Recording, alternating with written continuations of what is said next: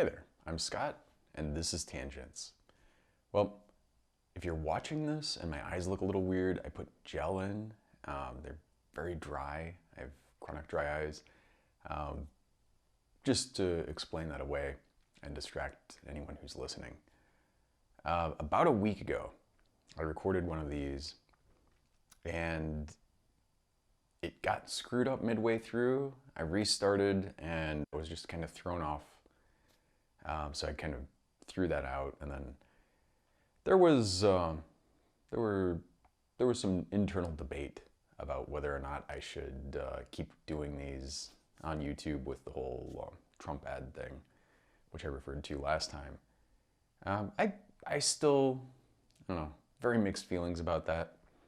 I definitely, I do understand maybe nobody at YouTube actually, or Washington Post for that matter, even realized that the Trump campaign purchased these ads.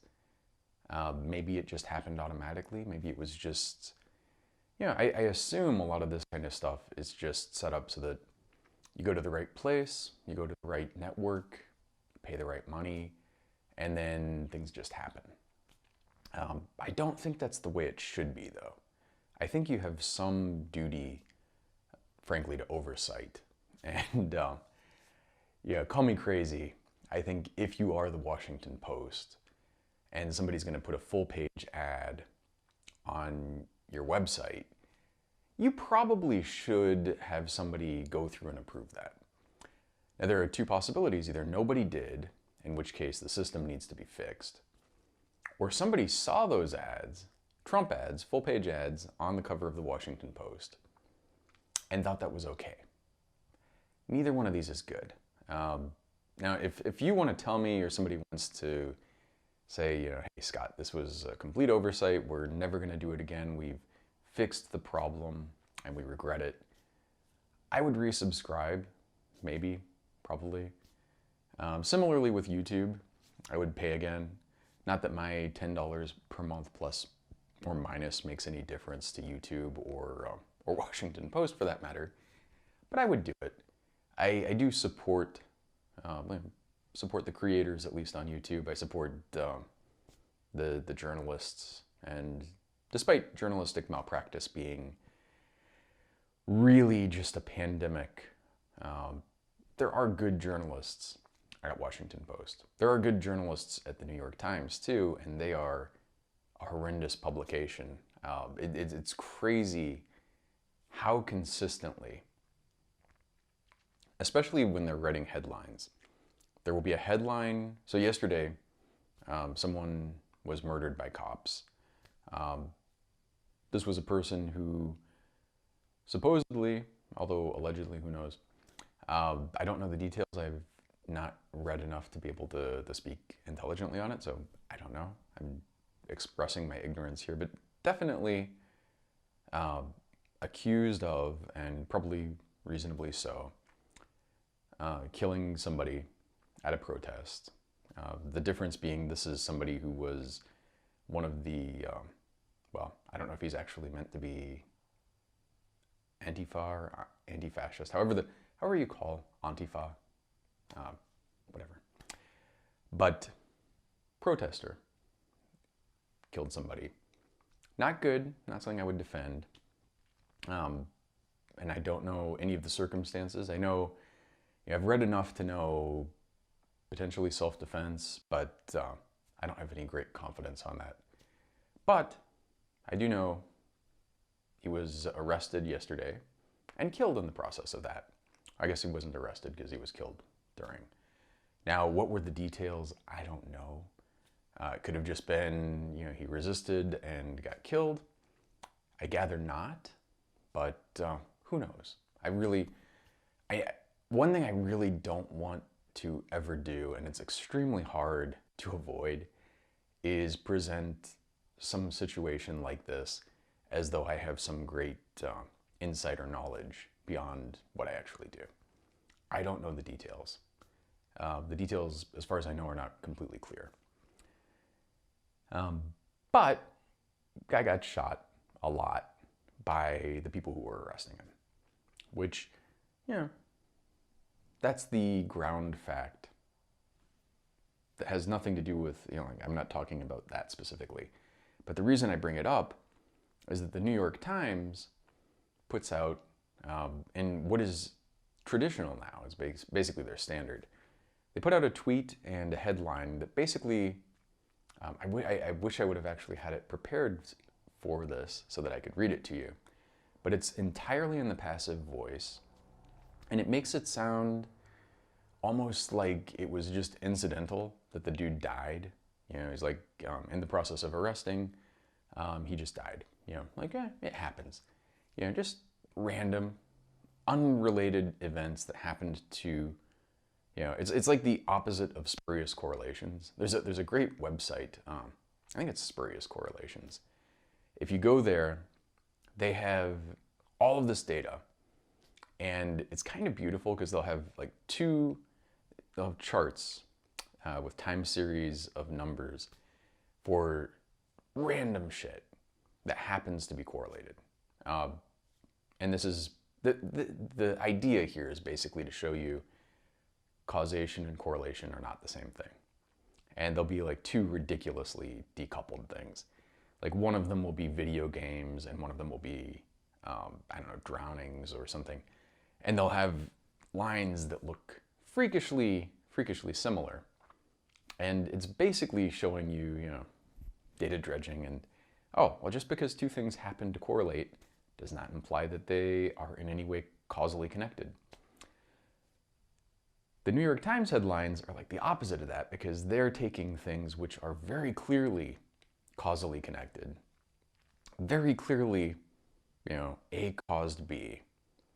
And they're presenting them as though they're just, we have no idea. They're presenting them from a sort of false ignorance.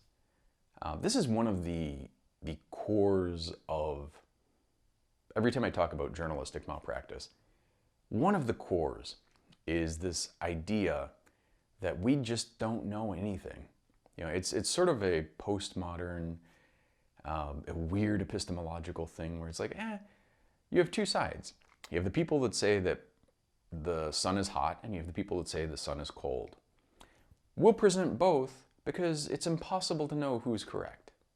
This is essentially what they're doing. And it's something that, it is not journalism. I don't know what it is. I think it's, like infotainment is the best that you could call it, but it's definitely not something that is moving anything forward. It's not something that is giving anyone more information. It gives people the illusion of feeling more informed because it presents you with, oh, well, we're going to show both sides. There are a lot of people, like I intentionally follow people on Twitter who are liberals in the sense of, like they're the Biden, air quotes, centrist, but actually right of center Democrats. I intentionally follow people on Twitter who are pretty far to the right. Not the completely insane ones who have basically nothing that's worth saying, but people who are in the sort of zone of sanity to the extent that such a thing exists. These are people who have stuff, for the most part, honestly, not that much to say that I've found particularly profound or interesting or insightful, but they're, I try to get a little bit of a spectrum. I try not to be, it's impossible really to avoid being bubbled. It's the nature of information. There's a huge amount of information you could be exposed to, and you're going to pick a subset of it. And that subset is going to be inherently biased on how you're picking it, what your perspective is. And even if everybody had the same information, the interpretations of that information are going to differ from person to person. And, so my interpretation of certain things is going to be very different than, like I look at these protests, I see protests. Other people look at these protests, they see riots. I look at them and I see the cops rioting.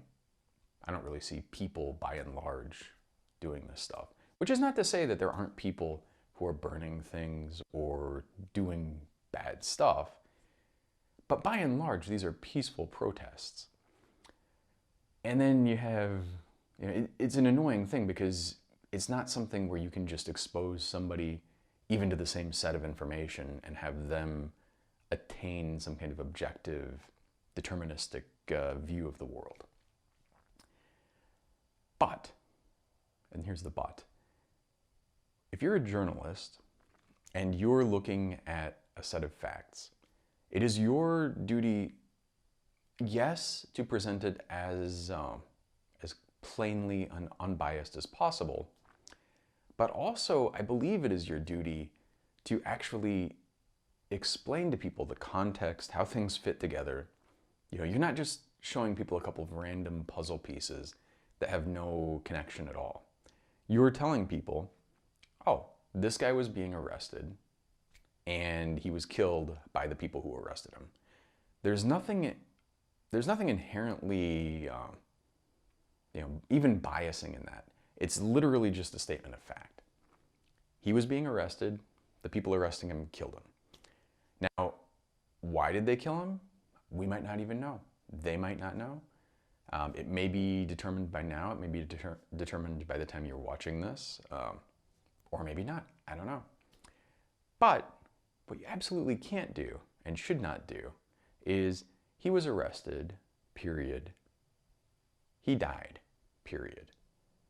Without, with like a long separation between these two things, to almost intentionally separate, like disconnect them. Like you're taking two things which actually have a correlation, and actually, in fact, a causal relationship, and you're obliterating that relationship. You're taking it, and you're not just showing people where the puzzle pieces fit as far as we know.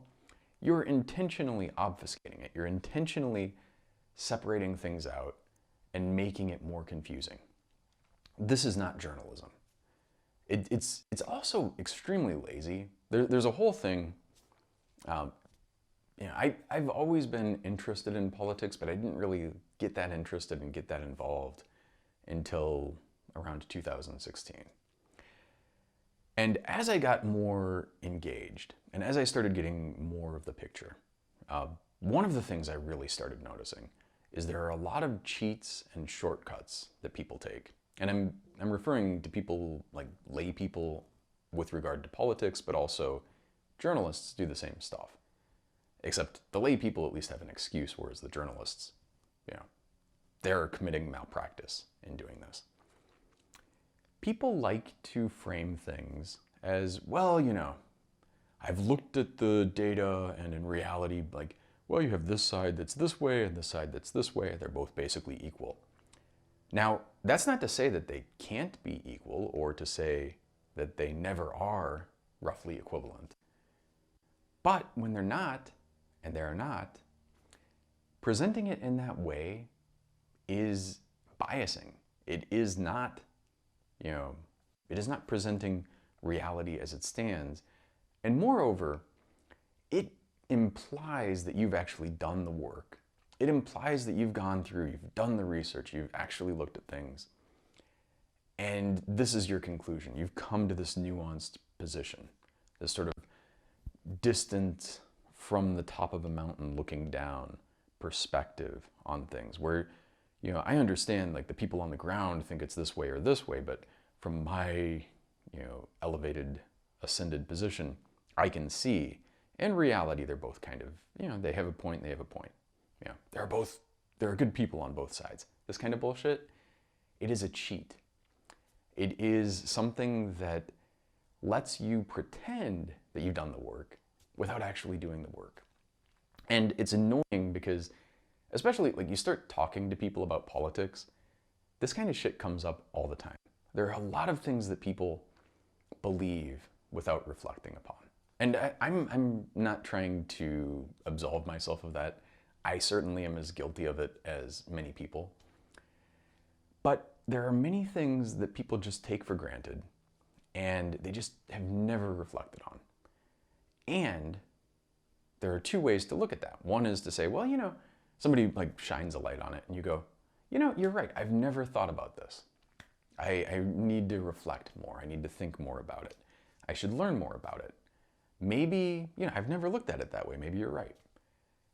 What most people do instead is take the position that they had that had no reflection, no introspection, no work was done to arrive at that position. And they defend it more and they kind of dig their heels in. If that position is challenged, if you come in and say, you think this, actually this. Now, the person saying it's actually this could be completely full of shit. And if you've actually done the work and you know why they're saying that, you could dismiss them out of hand unless they have some new bit of information, new bit of evidence that you've not seen. But generally speaking, you've not done the work. This person comes in and says, you think that, but this is actually the way it is. And instead of even considering that they might be right or that there might be something there, you're going, fuck you, you don't know what the hell you're talking about. That is not, it's this sort of it's not just incuriosity, but it's an active aversion to recognizing that you were wrong about something. Or that not even that you were wrong, but that there is the possibility that you had a misconception, that you had some kind of belief that was not founded in evidence or it was incorrect. And so the problem here is, similarly, one that I like this not because I think it's a good thing to talk about, but because it's something where there are not two sides to this. Evolution versus creationism. Evolution, there are so many pieces of evidence for, it's ridiculous. It's one of these things also, even absent any evidence, if you just have a few axioms, and these are perfectly reasonable axioms, you have a genetic code that is mutable, and that genetic code determines traits. Those traits give you advantages and disadvantages, and there's some ability to select between offspring based on those traits. Evolution just precipitates out. It follows logically. It's like, obviously, you produce more offspring than can reproduce. Some of them get selected against, some of them get selected for, and the traits get passed on and built upon. Evolution. It just happens. So even without evidence, other than those axioms, which we've very solid evidence for, evolution just kind of follows. But you don't need that. You can go into a lab and take E. coli and expose it to an antibiotic. You wipe out most of it, repopulate, do it again and again, and then you've selected for E. coli, which is resistant to that antibiotic. Evolution in a test tube. You can observe that. It's an easy experiment to do. You can do it in a couple weeks. It's something like people do all the time. It's not something where it's like, you have to sit on the hill and pontificate about it and conduct a Gedanken experiment, which couldn't possibly be done in reality. So you can see evolution there. Our immune systems, they work based on evolution. Our adaptive immunity is a set of antigen-specific receptors, T cells and B cells, and antigen-specific means, there are these molecules from pathogens, or they could also be from us or whatever else, but there are these specific molecules, and the T and B cells have these receptors on them, antibodies or T cell receptors. Don't need to know the details of it, but they're there. And these things in our genetic code have this really cool thing where they actually have several different, essentially, cassettes. And so you're building the thing, and you pick this chunk from a whole set of options, you pick this chunk from a whole set of options, you pick this chunk from a whole set of options, you put them all together randomly, and then you make some site-specific mutations randomly. So inside of you, you have this huge population of these cells. Each one of the cells doesn't necessarily bind to anything, but it's there with a specific kind of binding site. If something comes in that it's not seen before, that it can bind to, in the right context, then that cell expands, it multiplies, continues to mutate a little bit in the progeny, and then you get more and more adaptation. So you have an incomplete, imperfect fit, reproduce, mutate. Some of those have better fits. They get selected for, and so on. Evolution. You can watch this happen in real time over the course of weeks or months in your immune system. It's just something, or even days. It's something that's easy to observe. Phylogenetics. You can look at the genetic code of a bunch of animals, a bunch of plants, a bunch of fungi. And you can see, you can actually build the tree of common ancestry computationally. You can see, okay, well, there was this thing, and this fungus has this thing, and this fungus has this thing, and this eukaryote has this other thing, and this protist has, and you take that, and you're like, well, all of these are similar, but they have these changes. You build the tree, and you can say, well, there was a common ancestor that probably had something that looked like this. You don't necessarily know exactly what it looked like, but you can infer a lot if you have a lot of living descendants of those things. And you can figure out how that stuff worked. It's just, now granted, you can figure out the simplest possible explanation. There might be other things where, well, they went through this weird thing, this thing changed and then changed back and then went down this path, or, you know, diverged and converged. But you have an idea, at least. You can see evolution that way. You can see evolution in the fossil record. You can see it in so many different ways. You can simulate it, you can do, I mean, you could just go on forever. It's like the age of the Earth or the age of the universe. There are so many independent pieces of evidence for it. It is just ridiculous to claim, you know, like the Earth is 10,000 years old. You gotta be like, the only way to believe that is basically to come up with an idea, which is essentially a conspiracy theory that God or somebody sat there and manipulated things to make everything look just as though it would if the Earth was 4.5 billion years old and the universe was like 13-ish billion years. Yeah, the parsimonious explanation by far is that we have these ages pinned down pretty well. And we have a pretty good idea of what they are. You can go through the geological history and all of this and figure this out. It's all there. So you have this thing with so much evidence, it's overwhelming. And then you have these other ideas which are ridiculous and have no basis in fact and are easily debunked. Or, and this is the annoying one, they're essentially conspiracy theories where even if it doesn't work, you just keep adding epicycles to it to make it work.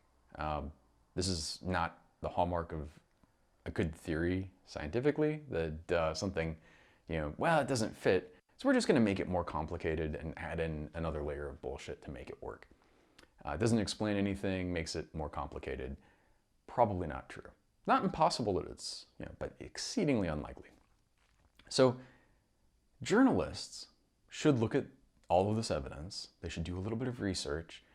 Hopefully, if you're talking about science and you're presenting on it, you've already got some background in it. You look at it and then you go, well, like, okay, you know, it's not even a debate or a discussion. It's basically, you have this person who's just a crank, a quack. And then you have all of these people who pretty much know what the fuck they're talking about. They might not be perfectly right, but they have a pretty good handle on this. That's how you present it. But the lazy way of doing it is not doing your research, not doing any homework.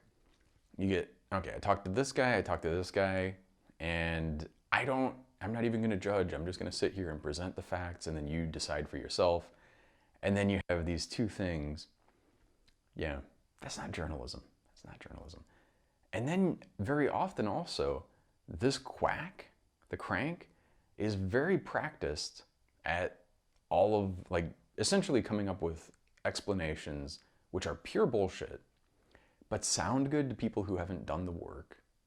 And so if you present these people as though they are on equal footing, people will listen to this person, and a decent number of people who don't know any better will think that they actually have an idea of what the fuck they're talking about. Or that, you know, like maybe there's something to that. Probably not. Probably fucking not. It's a frustrating thing. Uh, Anthropogenic climate change is like this as well. People present it as though, no, there are two sides to it. The cops, you know, I have all cops are bastards, ACAB, in my my Twitter name, because I really think that the preponderance of evidence implies that. And I personally know cops who seem like nice guys. Phoenix police chief, she seems nice. She even, I even suspect that she sincerely wanted to make things better. And you see a lot of people like this. But then they get into this environment, into the situation, and they can't. And also they become transformed by it. They're, you know, when you're the only person in a huge group of people pushing in a certain direction, you might push them, but more likely than not, that giant mass is going to push you. This is one of the reasons, you know, I don't think that the police are redeemable.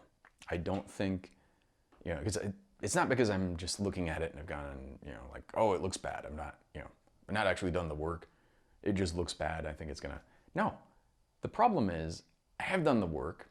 I've seen all of these examples of people who go in with good intentions, trying to fix things, and they end up getting transformed by this. You know, it's not like, or they end up just being, you know, like bystanders, sitting there watching it happen without actually doing anything to prevent it. And also, I mean, it is an overwhelming thing. Like, I really think it's to the point where the only solution is just to hit the reset button. You know, so defund the police, abolish the police. Mostly also, you gotta reconsider what the fuck you're sending the police out for. I think that this is just a number I'm pulling out of my ass. I've not got a specific handle on this. But I think it's realistic to say, like 99%, and I'm probably underestimating, of what the cops are called out to do not need armed people going out to do them. You know, the couple of times that I've called the cops, I had my ex-wife and I had a vehicle stolen, and that vehicle was long gone. You know, never found anything. They never. You don't need police to do that. You need maybe investigators or somebody like this. Maybe if you catch the person who stole it, then maybe you send armed people in. But generally speaking, no. Whenever I see cops in the places, I'm frequently in Tempe or Phoenix, I see cops, I see like 2 or 3 patrol cars, or not really cars, they generally have SUVs now, because it's good to have public money going to polluting as much as possible. I see them and they're just out there harassing some homeless person who either probably needs, you know, I mean, at the very least, they probably just need help, and they don't need a bunch of people intimidating them and potentially like beating the shit out of them or killing them. They definitely don't need to be arrested.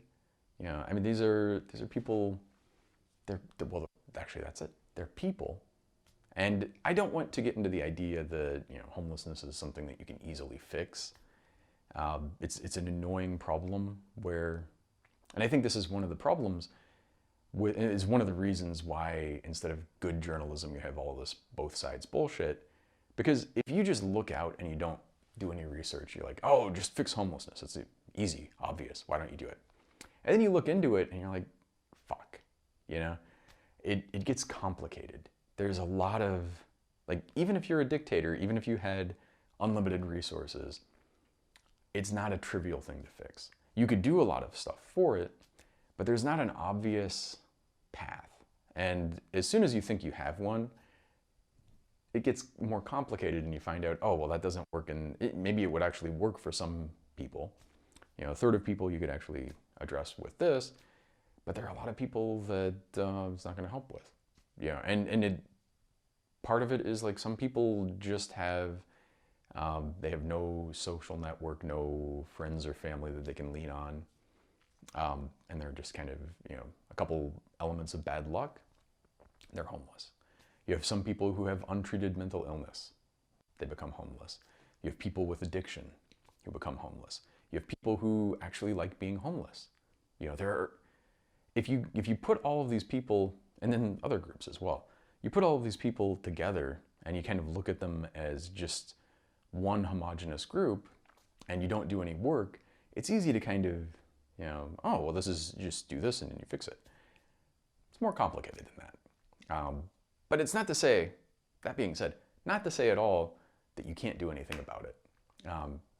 This is the other part of it, because you can look at it in that simplistic way and not actually get anywhere, because even if you try, it's not going to work, or it's only going to work partially. Or you can actually do the homework and spend a lot of time and invest and figure out what are the root causes, what are the problems, why are these things the way they are, and then address them. And, but the problem with that is, it's kind of hard, it takes a lot of time, it's not like you just swoop in, fix things, then swoop out. You actually have to get in there and do a lot of work. When you're doing real journalism, you have to get in there and do a lot of work. Versus, oh, well, I got tasked with presenting evolution versus creationism, so I'm just going to find one person from each, present them as though they're, who knows, this is this total mystery, we have no idea. That's easy, that's lazy, and that's one of the reasons why it's so prevalent. There are also other things, like, the publications want clickbait. They're not going to pay for, real work takes a long time. Probably not going to pay you to work for 6 months doing background research and then write one thing, because you got to get those eyeballs in there. And it's one of the fundamental problems of how we do news, just that it is a profit center. I mean, I guess this gets to the standard root cause of many of our problems today, which is everything has to be not only to make money, but to make as much money as possible with as little work as possible going into it. And this is not a recipe for good news. There are certainly plenty of people out there who would love to do real journalism. And I think even, like, you go to the New York Times, I know people who work for the Times and the Post who are great journalists. And sometimes they'll even write great articles. But they still have all these other people who don't do it. They have the people who are writing the headlines and doing all of the tweets and shit that are doing the opposite. And they have structural incentives to do bad things, not good. So this is a problem. It's funny. I thought this morning I was going to talk about the word that I did last week, and I haven't gotten to it at all. I don't even know that I will. I'm going back and forth right now over whether or not I should just wrap up without touching on it, or if I should talk about it. I don't know.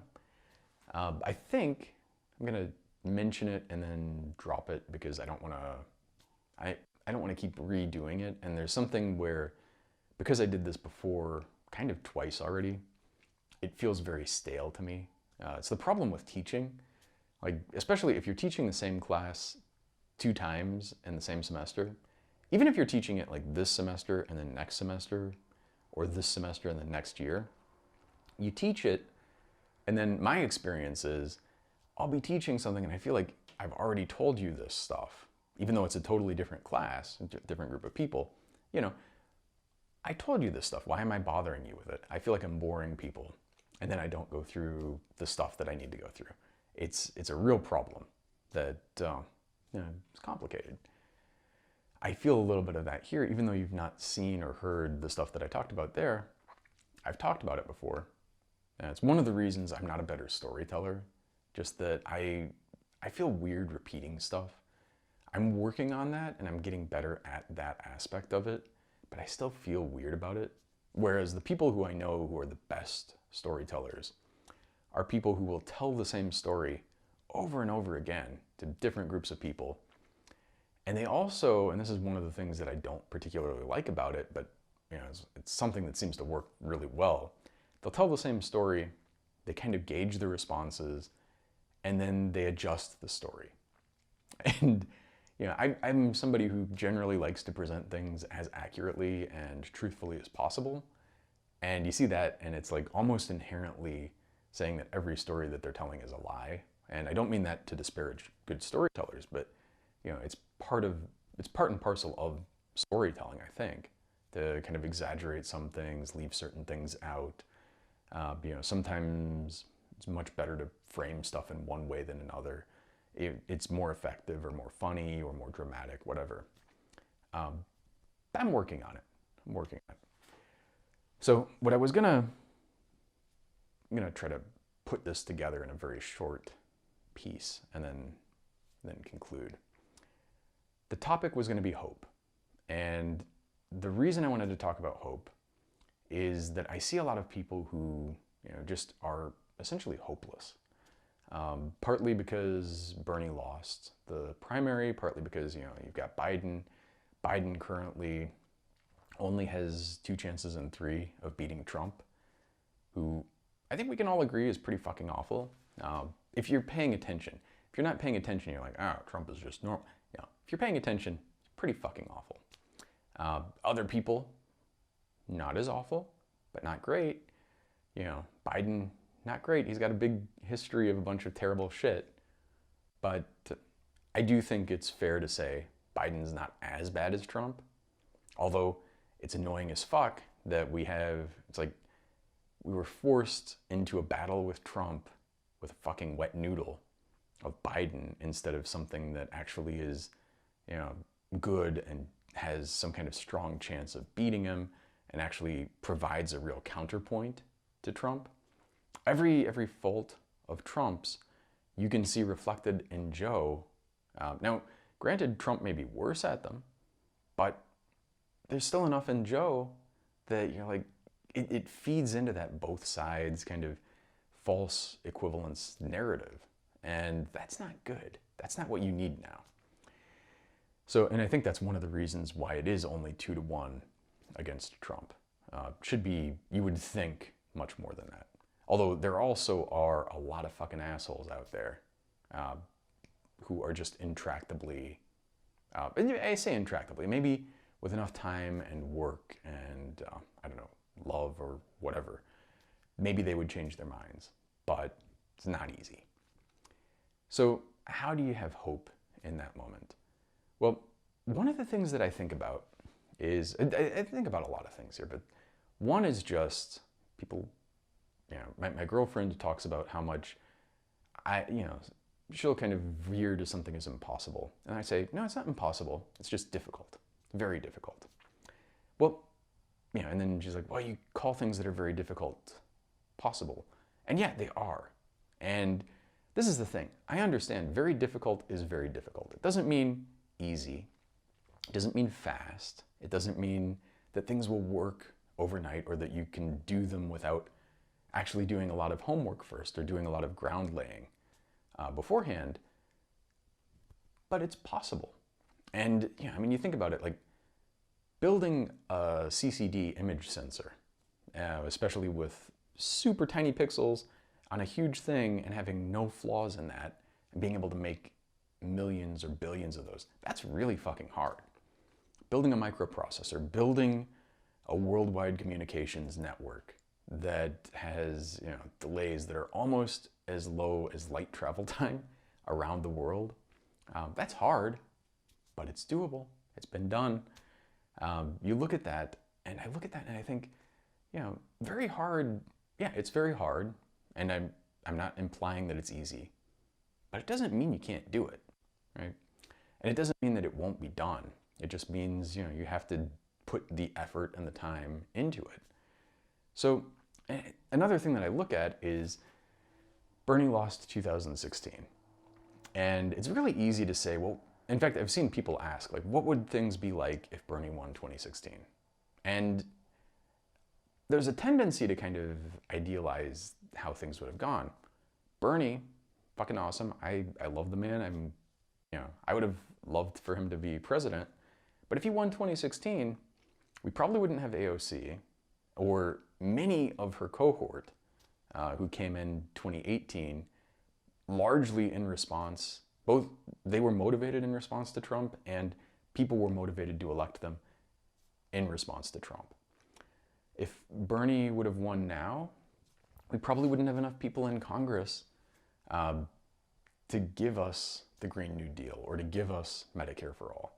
As much as I want those things to come about now, you look at it and you're like, and this is one of the reasons why I'm a little ambivalent about, like, as awful as Trump is, having him there causes a lot of harm, but people see it, right? The stuff that he does is hard to ignore. It's painful, it's excruciating. I can't fucking sleep, and part of my insomnia is due to this motherfucker. And part of my frustration in life right now is just that I literally, like, I mean, you can tell with these things, I cannot go a day without thinking about this piece of shit man who honestly does not deserve a second thought. You know, he's, and again, I've talked about this before, you almost feel sorry for him when you look at his childhood and all this stuff, but he's caused so much harm, and he's an adult man who's gone his whole life without doing anything to try to rectify this stuff or to make any sort of, as far as I can tell, even the barest attempt to improve himself or to kind of, you know, actually even struggle with this stuff. He just goes about his life, fucks a bunch of people over, crushes small businesses because, you know, he tells them that he's going to pay them a couple $100,000. They do the work, and he's like, well, you know, I'll pay you half of what I said. And they're in a position where they could, like, sue him and then go out of business because that was their whole work for a year, or they can take half, which still, you know, makes them suffer. You know, this is this man. This is not a good person. Do you look at that? As terrible as he is, one of the things that I worry about with, like, Biden is it's very easy to imagine, and it's also one of the reasons why, you know, I really wish Bernie would have got, this year at least, you can imagine, Bernie won, and then we managed to take the House and the Senate. And even though a lot of the representatives and senators wouldn't be intrinsically on board with Medicare for all, he could push them. You know, I would be lobbying people constantly, like, fucking put Medicare for all out there, or better. Biden, you get the House and the Senate, you get Joe, all the people who see Trump and see how awful he is, kind of, like, relax. They go back, they have their mimosa lunch, brunch, they just sort of chill out. You know, I don't have to worry about that shit anymore. Meanwhile, millions of people are without insurance, medical costs are still skyrocketing, systemic racism is still just sitting there smoldering, bad things are getting worse, and so on. You just don't see it. And I mean, when you check, this is a weird thing. It's like 9/11 versus people getting killed in car wrecks. Which is worse? 9/11, 3,000 people, and billions of dollars in property damage, but 3,000 people, not good. No, I would not say that was a thing that you should look at and, like, yeah, that was awesome. But not that big compared to tens of thousands of people every year. You know, every year, every single year, several 9/11s worth of people dying in car wrecks. And those are things that are easily preventable and easily addressable versus 9/11, where you have to completely curtail freedom, essentially, and even then, you can't really fix it. So it's a problem. And as awful as Trump is, yeah, it's easy to imagine, like, you have people just seething in revolt almost, ready to do something and to change things. And Joe just kind of takes a little bit of pressure relief off of that. It's one of the reasons also why I'm just, you know, I'm really upset with the Democrats for forcing this guy on us, and with Obama and the such, just because I feel like now is an opportunity, and we lose this opportunity. The last time we had the House and the Senate was like 2008 for 2 years, and I think that was kind of a squandered opportunity as well. You know, we got a little bit of stuff out of it, but not nearly as much as we could have, nor should have. And a lot of stuff like the post office, just kind of, we'll worry about that later. Who cares? And I'm not saying that, you know, I'm not saying they can just do 1,000 things at once and fix everything magically, but they did let that slide. They did not actually put Roe versus Wade into law, despite having Democratic House, Senate, and President, which left the Supreme Court up to, like all the people who, I really do think the reductio ad infanticidem part is just a political ploy. It's like an easy way to get people to do stuff that otherwise they wouldn't do. The people who are pushing this don't really give a fuck. I really am convinced of that. But yeah, you get those. If you have this into law and it's not really something that is addressable, which is not to say the Supreme Court could still strike it down, but it's a lot harder than reversing case law. Or better would be, constitutional amendment, but that's a big fucking hard thing. Yeah. But anyway, rolling all that back, the hope part. So how do you have hope? I do think things suck right now. I think either one wins is shitty. Maybe possibly good stuff happens with Joe. I'm not optimistic. Maybe if Trump wins, but we do take the House and the Senate, maybe they actually impeach Trump. I'm not optimistic about that either, given that, Pelosi's done fuck all for, I'm so fucking bitter about that. Just no oversight at all. Bill Barr got on TV and said, well, we really don't know, because Trump suggested that people test fraud detection and prevention by trying to vote twice. Bill Barr said, we don't know if this is illegal or not. The Attorney General of the United States, who is an attorney, has been Attorney General before. Yeah, he knows. I mean, well, unless he is like profoundly incompetent, he knows. I don't think he's profoundly incompetent, so he knows. Gets up, lies to everybody. This should be an impeachable offense. And Pelosi's just like, fuck it, we're not gonna do anything. And I understand to some extent, like you can make an argument. I think the simplistic thing is you kind of imagine she's doing all these machinations behind the scenes and she's got some kind of like 10th dimensional chess going on and it's all a big strategy. I don't think so. The parsimonious answer is she just does not give a fuck. And also, it doesn't really affect her. Not really that big of a deal. She's gone through ebbs and flows politically and she's older. She it's not that big of a deal. And she doesn't see this as particularly catastrophic, but you could imagine that happens. Trump gets impeached or more. It's possible, not optimistic. So how do you have hope in the face of that? You look at climate change also. We're heading to a point in terms of the amount of CO2 in the air that has not been present for millions and millions of years. And at the time that it was at that level, the sea level was a couple 100 meters higher than it is now, which if you look at where that is in terms of, there are sea level maps you can find. Put that at 200 meters and then look, it's pretty fucking scary. It's crazy where water goes at that point. Now, that's not going to happen it's one of the problems with climate change because it doesn't happen in 10 or 20 years. It's like hundreds of years, but we're on that trajectory. And you think about it, and it's like, shit. But anyway, how do you have hope with all that stuff? I'm not saying, for example, that the climate change is something that we can easily address or reverse.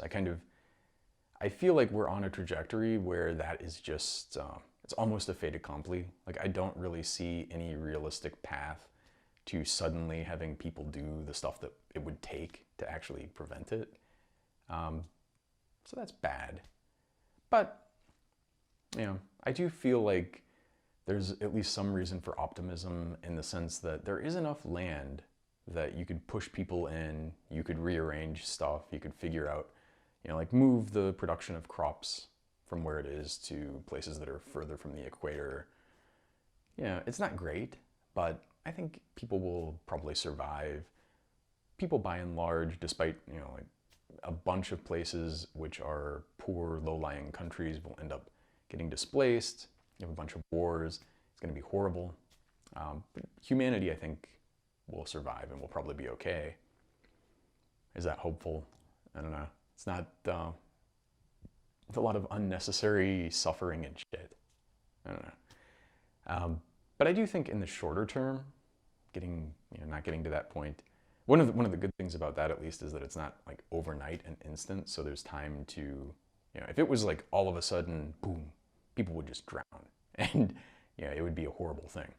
It's creeping, and it's creeping in a way that people will detect it. Finally, eventually, I'm sure it'll be undeniable at a certain point, and then they will do what they can to address it. So I have some modicum of hope with that. I do have hope also in like the 10, 12-year time scale, maybe a little bit before, maybe a little bit less, but maybe sooner, maybe later. But you look at exit polls, people, Democrats overwhelmingly for Medicare for all. People overall, still over half for Medicare for all. A lot of the things that I think, and especially when you look at younger people, they're on board with that and a lot of other good stuff, which makes me think, it sucks now. Things will get worse for sure. People, potentially millions of people will die because of the stupid handling of this pandemic unnecessarily.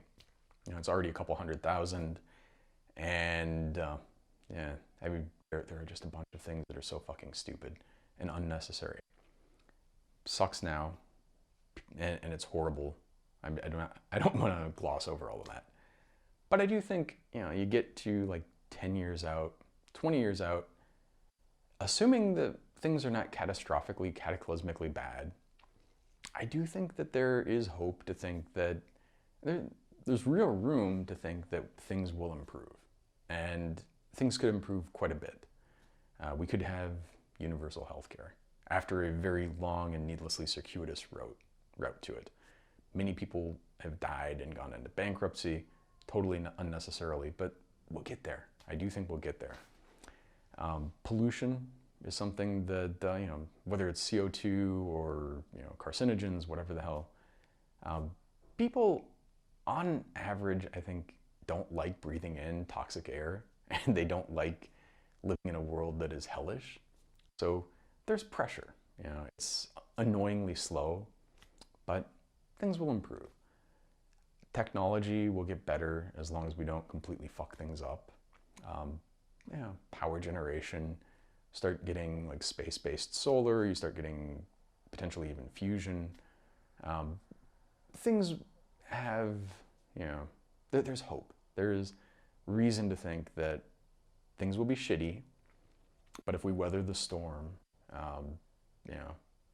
now the thing that's annoying is that a lot of us might not live through it, or we will suffer for sure. But coming out the other end, the skies will get clear, and people will probably be in better shape. So is that hope? I don't know. That's kind of where I stand. I'm generally a kind of optimistic person, so I don't know if that's an optimistic view or a realistic view, or a pessimistic view, depending on, you might think, oh, things are going to get much better. I don't see that in the near term. But I do think really there's reason for hope. And so that was basically the general thrust of what I wanted to talk about in the last like 10 minutes of this, and the rest was blathering on about other things.